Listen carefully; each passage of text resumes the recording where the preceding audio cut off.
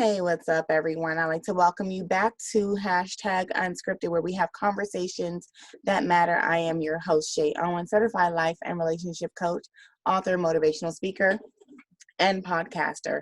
On today's show, we're going to go ahead and discuss the ripple effect of domestic violence. When someone goes through abuse, whether it's mentally, physically, or spiritually, it doesn't just affect the persons involved, but the entire community can be affected and left impacted by domestic violence. It's hard to imagine that anyone can truly understand domestic violence if they've never been the victim or the abuser. But my guest on today's show, Mr. Dwayne Hennett, he wrote a book on domestic violence, and it's called The Ripple Effect. So, Dwayne, go ahead and take the mic and introduce yourselves to our listeners. Hi, everyone. I'm Dwayne Hennett, author of The Ripple Effect, The Lasting Effects of Domestic Violence. I wrote this book, the Ripple Effect, because it does have a ripple effect in the community. It's not just the person that's affected by the abuse, but it also has an effect on the community.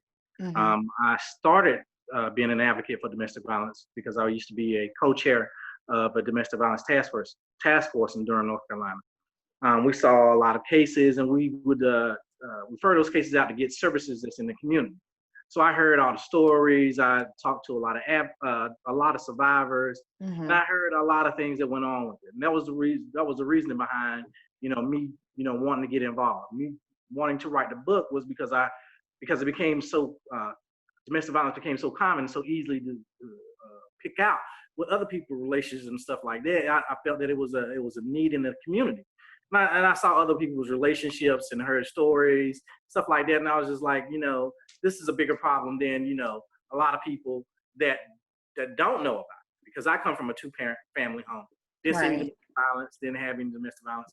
I have 3 sisters, 2 of them were married over 20 some odd years ago. Didn't see any domestic violence. So I wasn't aware of what domestic violence actually was until I actually, got involved. Wow. I mean, from my standpoint, being a domestic survivor, or being a survivor of domestic violence, I should say, I never thought of someone understanding what that life even looks like, right? So for you to come in and then for you to even have a passion to work with people before the book even came along, just to work with people within that community of survivors, that's awesome. I just want to, my hat goes off to you in that, because it's not easy to deal with just the emotional side of domestic violence. I did a story 2 years ago where it was called the Tina Stewart Thanksgiving Day Murder. And that's because she was murdered by her boyfriend. He literally beat her to death on Thanksgiving Day. And her uncle right now, who is a huge advocate for victims of domestic violence, he's out there trying to change the laws. So just like with the sexual offenders, how they have to go on a list, he's trying to get repeat offenders on a list so that way people can look them up and they can see that someone has been on a list of domestic violence. Because a lot of times people who are narcissistic, they don't show those tendencies in the beginning. So what does your book actually go into when you talk about domestic violence? Because like you said, you grew up in a 2-parent household. Your home was pretty much, I want to say, like the Brady Bunch in a sense, or like the Huxtables, the picture perfect household growing up. So how did you even get into this line of work to become an advocate for survivors of domestic violence? Well, how did I first get involved? And I had a job at the city of Durham. They had a human relations department. And that was a department that worked in the community and stuff. And one of their one of the things they were tasked with was domestic violence. Okay. So I became the co-chair of that task force about domestic violence. And my book, it talks about how it goes into different aspects of domestic violence. I give a detailed pathology of domestic violence, how it starts, how it ends, and how it begins. Give us a snippet of that. Give us a snippet of the insert of that book and what that entails. Sure. Yeah, because I have so many. I mean, I could start from anywhere, but I'll give you a snippet Yeah. of it. Yeah.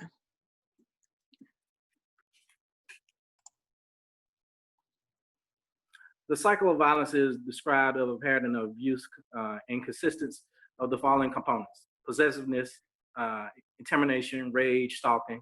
There's a slow, methodical buildup before abusive signs begin and show. Absence of abuse in the beginning of a relationship is called the loving respite or the honeymoon stage. Mm-hmm. Wow. It's true, but for me, I can only speak about my personal bout with domestic violence. I can't say that they were narcissistic. I probably stayed in it too long because I didn't see those patterns. I didn't see, um, you know how they joke around crazy and deranged and all. I didn't see that.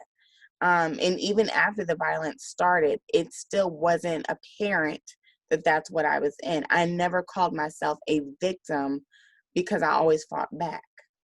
I always picked up something. I always hit them back. I was like, well, I gave them more black eyes than they gave me. And, I would always comment things like that. So I never saw myself as a victim until I got older and really took the time out to sit back and think, okay, this is how it started. It started with the arguments. It started where I felt like I had to walk on eggshells. It started with me just feeling less than a person or less than, at that time I was a wife. So I didn't feel valued in the relationship. Parts of me begin to get stripped away. And I know your book goes into that, as well. So I think that that is so awesome that you've put all of this information into this book, even though you don't have firsthand knowledge. What would you say to somebody that is reading your book for the first time? Let's say they're young, a young girl or a young boy, and they're reading it. What can they expect to get out of your book? Well, if you're a young boy or a young female, there's actually a section in my book where I talk about toxic relationships. Mm-hmm. So if you're in a toxic relationship, it breaks down what a toxic relationship looks like. So it also breaks down um, how I call a toxic relationship can be poisonous, Mm-hmm. poisonous to other relationships that you have with your family, that you can have with coworkers and stuff Right. like that, because the abuser wants to isolate you from those relationships. Mm-hmm. So he does everything that he can to not just poison, but try to destroy those relationships, cut But you that off. would, wouldn't you say that's kind of an obvious sign? Because again, that wasn't my personal experience. I stayed around family. I just became his protector. So no one knew. And that's also a sign, ladies and gents who's listening. Um, if you have to protect, hide the abuse, if you cannot be open about it because you think you're protecting the person that is the abuser, that's also a sign that you're in something that's toxic. Because you don't have to be hit. You don't have to be, it can be emotionally abusive, which to me, emotional abuse is way more damaging to oneself than the physical abuse. Your scars are going to heal. You're going to move past it. I was in two marriages that were both abusive. And they didn't start that way, but they did end that way. And for me, the first one was physical. That one did not really scar me like the emotional one did. So does your book also talk about the emotional abuse? Oh, definitely, it goes into the emotional abuse of it because like I said, I talk about different, phases of domestic violence and how it affects and how there are ripple effects of it. So the emotional abuse is a good section. So probably two good chapters in my book. One of it, I break down, the mental abuse and what it actually looks like. I Mm-hmm. kind of characterize it as, someone going through borderline personality disorders. I Mm-hmm. talk about narcissism or narcissistic syndrome or disorder. Mm-hmm. And then I talk about techniques that's used, the same techniques that are used by kidnappers, pimps, are the same techniques that abusers use. Well, come on, give us some stuff. I mean, if you think about it, think about it. For you to stay with someone Hmm. that's abusing you, it seems kind of crazy from the outside looking in. Right. But it's also, if you look at why women stay with pimps or kidnappers. I mean, you can also use it as a Stockholm syndrome, Absolutely. where you're so long with your captor and your abuser that it becomes part of your lifestyle, becomes Right. part of your life. Right. And a lot of people, like you said, for me, I did not feel like I was being abused because I fought back, because I didn't walk away with necessarily with bruises or no one knew. So I stayed in it because I loved them at that time, and love will keep you in something longer than you really need to be in it. Um, for me, I don't have any regrets in life. Everything for me is about a lesson learned. Um, and now I'm able to identify what I like, what I don't like, what I'm willing to tolerate. And that goes as well as friendship, because abuse is not just about a relationship. You can have abuse um, within a friendship as well.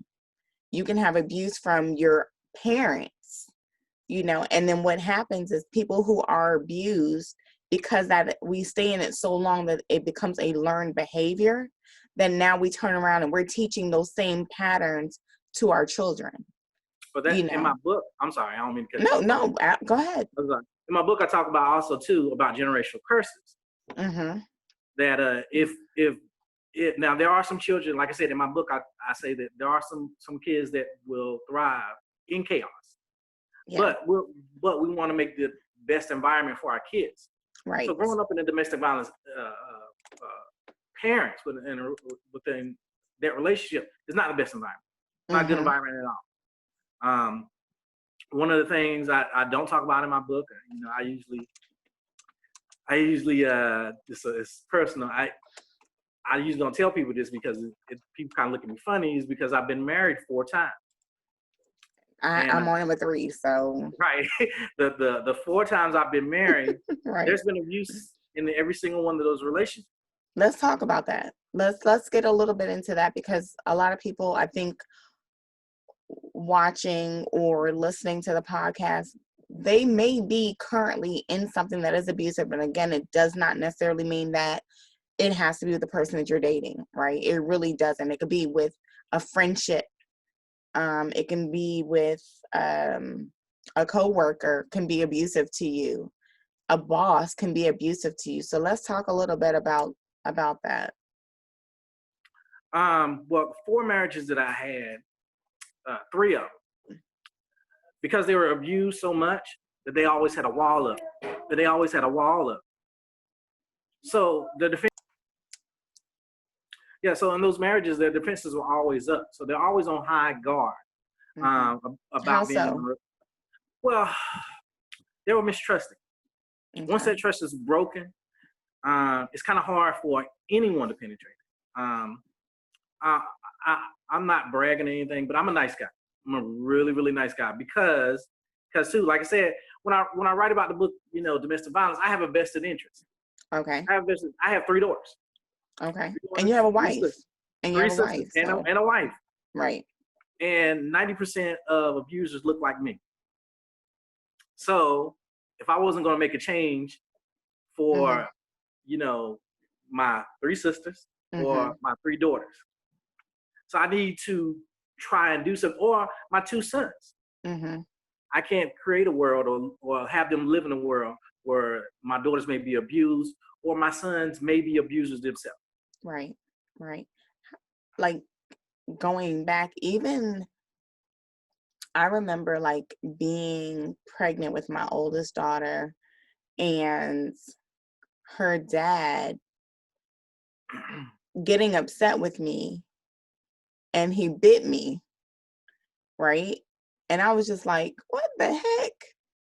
Of course, my mom got involved and other people got involved and things like that. But it was just weird to have been bitten. And it's like the little things that we overlook until we're out of the situation, or someone trying to strip you away of your worth. And a lot of times people stay in um, relationships too long, whether it's fully toxic or not. If it's not the right person for you, it's time to go. And a lot of times we set ourselves up for failure because we're not financially stable to leave. We have children. We've moved out of state.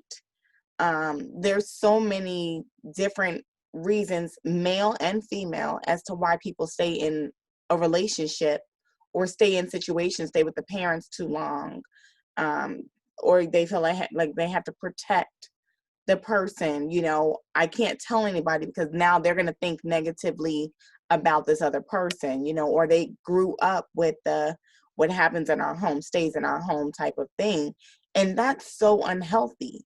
Like, I wish that I had involved my mom in just some of the everyday arguments, because then I would have handled it differently. Whether I chose to stay or not, I still would have handled it differently.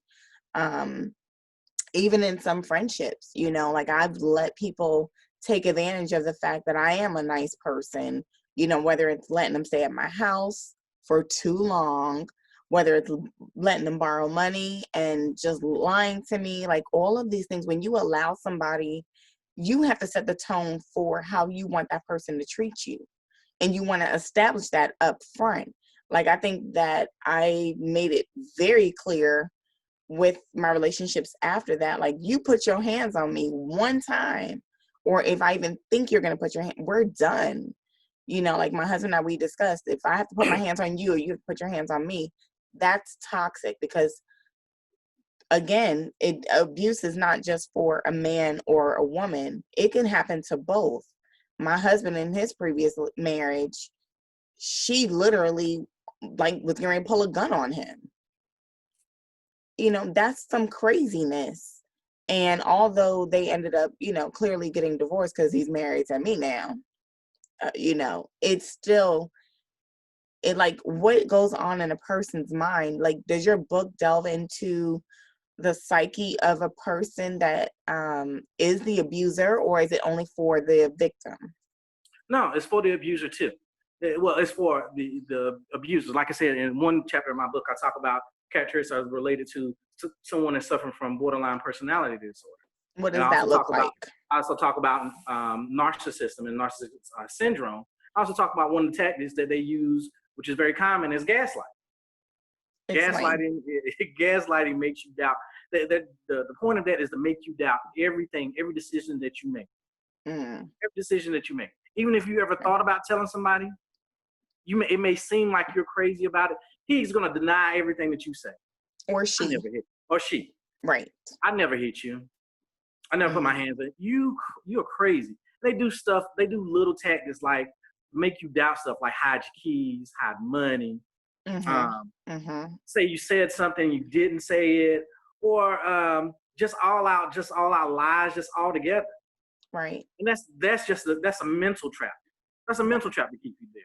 Absolutely. Absolutely. I mean, you brought up earlier generational curses and how things follow you through generations. And I didn't discover until I was out of the two previous, marriages that were abusive, that my mom had also been abused by my dad. And I had never known that. It's just one day I was just like, why did y'all get a divorce? Because I didn't know. My mom, she did not necessarily shelter us as we were growing up, but she did she allowed us to stay children. We didn't have to become involved in anything that was adult. And so I didn't know why they had divorced. And then I found out later on that she used to get dragged by her hair down the hallway by my dad. And I was just like, wow, I did not know. And granted, she didn't know a lot of things that I was going through because I didn't share it with her. I did grow up in a home that was whatever happens in your home stays in your home. You kind of work through it, but I remember going through like abuse. The first marriage, it was easy for me to get out of that one. I was just like, I don't care. You're no longer going to put your hands on me. And I remember telling him, if you come at me one more time, with my words, I'm going to kill you. And I meant that with everything. So the very last time that he did that, I tried to kill him. Luckily, we had somebody else there, and so that relationship was done. It was over. My mom was there, his mom was there. We went our separate ways, and that was it. The second one, however, wasn't so easy for me to get out of. He was also dealing with some legal things. And so I felt, again, like I had to protect him in so many ways. Like he was already going through so much legally at that time, when the abuse actually happened. Because a lot of people can't deal with stress. Stress caused him to be different because he didn't know how to deal with it, which is why I'm such a big advocate on you need to deal with whatever you are feeling. But because he was going through so many things emotionally and not believing what I was saying, he changed into a completely different person. For me, that relationship broke me, like, inside. And I remember praying to God, like, one of us has to leave, because at this point I had 4 kids, and I didn't want my kids to grow up in an environment thinking, I didn't want my son to think it was okay for a woman to be talked to that way. Because again, that one was more emotional, abusive. And I didn't want my son to think that was okay for him to grow up talking to a woman that way.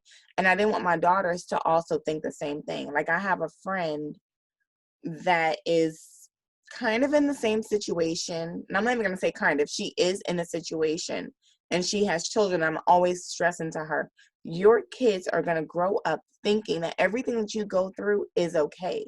So sometimes you have to be strong enough to get out of a situation, not just for yourself, but for somebody else, or begin to read these stories about people who are literally losing their lives to domestic violence, or they're having heart attacks, not necessarily getting beat to death, but they're having heart attacks because they're stressing. So how do you educate your young girls about domestic violence in that tender age? Like, when did you start to talk to them, or have you not yet had that conversation with them about domestic violence? I have had a conversation with them about domestic violence. I have had a conversation with them about relationships. Okay. I don't always start out with domestic violence. I talk about how relationships. Mm-hmm. One of the key things I always say in a relationship, or that I talk to my girls about, is that if they can't treat you better than I can, why are you with them? That's a question you should ask. Okay. If That's good, the though. man that you have, the man I need you to go ahead and say that again. if the man that you're dating can't treat you better than I am, what's the point of you having? Okay. And what I about your mean, son? What do you say to your son? My sons are a little bit different. Okay. And it's the reason, because like I said, I'm a little bit harder on guys as far as this, because I believe we have the more responsibility as far as that, because we can always walk away. We can always walk away out of it. It doesn't have to result to, hitting and abusing someone. And I don't allow my sons to mistreat anyone. Any woman. I tell them to have the most respect for their mother first. And then whoever, I would tell them, have respect for whoever their significant other is. Right. And respect their sisters. So it all starts there. It all starts with respect. Respect the females that's in your life. A part of my book, I talk about, if you can respect your mother, and you can respect someone. If you can respect your mother, you can respect the mother of your children. Okay. Because she's somebody's mother. She's someone's sister. She's someone's aunt. She's someone's grandmother. Right. She's someone's child. Now I want to go back to something that you said earlier when we were talking about a relationship. I think one key thing is boundaries. You need to keep good boundaries in your relationship. And also, too, one thing that I talk about too in my book is about financial abuse. You were talking about, your one of your marriages that he was had some legal issues. Well, financial abuse starts with making someone a sole provider, or either making financial hardship. That keeps you in a relationship. That keeps you staying in that relationship. It keeps you so you can't leave, or so you don't want to leave, or because you don't think that you can be able to survive without that financial, monetary decisions. So you don't leave because you can't because he controls the purse strings, or you don't want to leave him in a bad way. One of my marriages, she said that she didn't want to leave her husband because he had diabetes and he started going blind, but he Mm, still was abusing her. right. She Because they said become that she said that she didn't want to leave him because everybody would talk about how she left him, but this man was abusing her. right. And a This lot of man was times you he don't know because she went right into that. Women by nature are protect or nurturers, nurturers. right? And so we begin to nurture the abuse or protect them because we don't want to let anybody else see that they're really less than perfect, because at the end of the day we made a decision to get into the relationship with them. There's a classic movie that shows abuse, both physically and emotionally, which is I believe it's Sleeping with the Enemy Yes. is the name of, and it's an old movie. So if you're a youngster listening, I'm gonna need you to go back.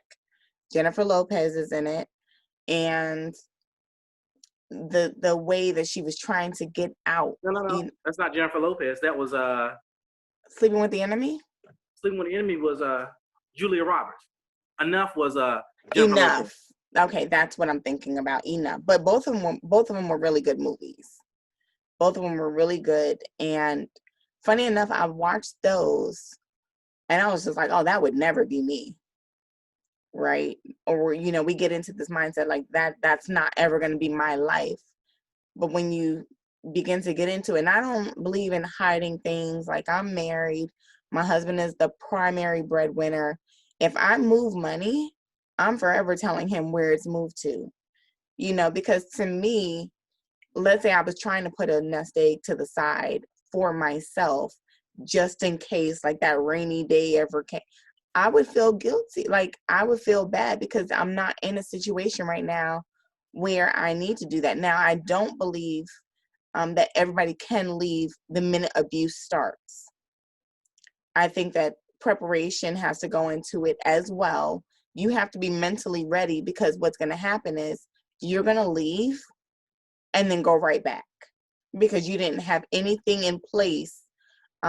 Never allow somebody to completely remove you from your surroundings. Have code words if you need to. Have that person that you can confide in, as well. What would be some tips that you would leave with somebody um, who thinks that they may be in something that's abusive, that's something that's not that obvious? What would you say to them? Well, let me say this. Let me ask you this. The reason why I'm saying this is because I had a thought on a movie that I Okay. was talking about with my wife. Have you ever seen the movie Acrimony? I have, yes. You have. That was a good one.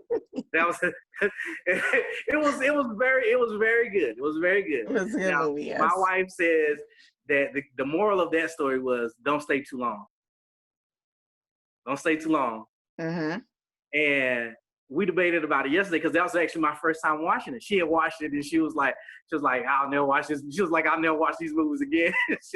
she was like, she felt some type of way about it after she came out of the movie theater. I was like, well, it's better than I thought it was going to be as far as a movie. But I would Mm-hmm. say that, true, don't stay too long. She stayed too long in that movie. She stayed too long in that relationship. She stayed too long from you start seeing signs where the guy, he wasn't physically abusive, but it was a Mm-hmm. toxic relationship where Right. he was But taking money. He was taking money.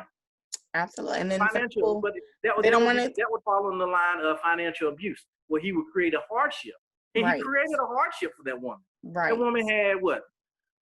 What she have $300,000 from her mom and the house, and she lost all of it. She said Yeah. she wanted her $1.2 million back when she was sitting in a restaurant. Well, there's also the other movie that Tyler Perry just came out with. It's a lady that plays in Uh, uh, Have and Have Nots. Falling What from is Grace. Fall from Grace? Fall from Grace. Yeah. That was another relationship where here it is, this woman who is older, who feels like she doesn't deserve better, right? Meets this guy who treats her like everything, like he literally spoiled her. And then she was sucked in. Now he's like, oh, got you. You know, now she's seen the lies. She fell victim to, like, it's a repetitive cycle that, unfortunately, some people think that it's gonna only happen once. It's only gonna happen twice. People do change. I'm not saying that. I'm not going to listen. I'm not going to say that men don't change, but I'm saying if they're in an abusive relationship, that relationship can't go any further. They can change outside of that relationship. They can find somebody else and become somebody totally different. I've actually seen it happen With men. Okay. But, right. That abusive relationship that they're in, that they participated in, is over. Yeah. They To can't. me, There's no changing. It only escalates from there. it's a form of trust.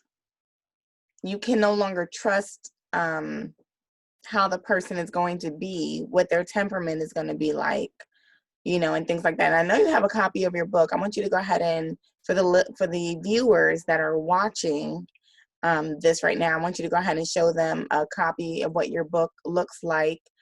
I want you to also leave them with some final thoughts as well. So here's a copy of my book, Ripple Effect, Okay. The Lasting Effects of Domestic Violence. And like I said, I go into a lot of different aspects of domestic violence in here. I go through mental, I go through financial abuse, I go through tactics that they use. I go to a description of what an abusive man actually looks like. I go through parts of it where we can change domestic violence, how it changes and stuff like that, by education and awareness. And for anyone who wants to buy my book, knowing that you're getting something that's of value. The reason why I say that is because there's also a safety plan that's in the back of it too. This book was designed for this way, very slim, very thin. It fits in any pocket, any coat pocket. And like I said, the front of the book looks just like a regular book. It looks just like a regular book. Right. You can slide it under your arm. You can put it in anybody's purse. It's small enough to be that way. But if you ever needed to get out, or if you ever needed someone else to get out, you could always turn to the back of it and get that emergency plan. And start making your plans, because even though you're in an abusive relationship, you can get out of it. Absolutely. There's always a way out. There's always a way out of it. And right. Just know that once the abuse starts, it only escalates from there. And it gets worse. Absolutely. My thought would be to anybody that's, watching this podcast that's in a domestic violence relationship. It's not your fault. It's not. You're not a victim. You're a survivor. Because you're here. Some people who are in a domestic violence relationship didn't make it. Right. Didn't make it. And that's what we're trying to do. And that's what I'm trying to do today, is trying to, stop that. Stop to eradicate domestic violence and eradicate the murders that's going on with it too. Right. Because like I said, it's not just the two people that's involved in it. It affects the whole community. Everyone. It affects the children later on, and that's something, when we're talking about generational curses, that's something that needs to be broken, and you should want to be the one to stop that cycle. A lot of prayer will go into it as well. For me, I prayed the prayer that my children would never have to experience it. I prayed that domestic violence stopped with me, as well, and teaching our children, and we can always do better, with teaching them their worth, and in expressing to them what is acceptable and what is not acceptable. So, Dwayne, how can the viewers and the listeners get a copy of your book? You can get a copy of my book. It's on Amazon.com. Just type in either the copy of the book, the name of the book, The Ripple Effect, The Lasting Effects of Domestic Violence, or type in my name, C. Dwayne Henna. You can contact me on Facebook, C. Dwayne Henna, or on Instagram at C. Dwayne Henna, or you can find my website, C. Dwayne Henna, at cdwaynehenna.com as well. I'll say this, another thought too. If someone is hurting you, get out. Get out as quickly as possible as you can. Don't worry about, there are resources that's out there that can help. I've written this book, just not just to write a book, but to make change. And I want to be the change that people can see. That's awesome. And I'll make sure that we have the links in the description and as well. So again, I appreciate you for taking the mic today. I I commend you for not having ever been the abuser, and thank God you were never the victim, as well. But I do want to leave the listeners with this. If you're in a situation where you or someone that is either being mentally, physically, or spiritually abused, seek the help. Help is available to you. You do not have to stay because of finances. You do not have to stay because of the children. You do not have to stay because they said that they were going to change. Again, like Dwayne said, it is only going to get worse for you. So get out and get the help that you need. It's going to be tough, but as long as you're still breathing, there's still time to get out. If you're dealing with some difficult times in your life, or you like to learn ways to become prepared for what life may throw at you, book your discovery call with me at www.coachingbtw.com. That's www.coachingbtw.com, because no one deserves to go through life alone. Well, it's come again to the end of the segment. I'd like to thank you again for tuning in. And if you'd like to be a guest on the show, you can also go to my website as well, which is www.coachingbtw.com. Go ahead and click on the interview link and fill out the information there. Please don't forget to subscribe to all social media channels. That's going to be Facebook /Coach Shay Owens. Instagram and Twitter is both Coach_Shay Owens. And of course on YouTube it's Coach Shay Owens. For those of you watching my YouTube channel, Coach Shay Owens, please go ahead and subscribe to the channel. Ding the bell for all alerts. And until the next time, thank you again for joining us on Unscripted Conversations That Matter.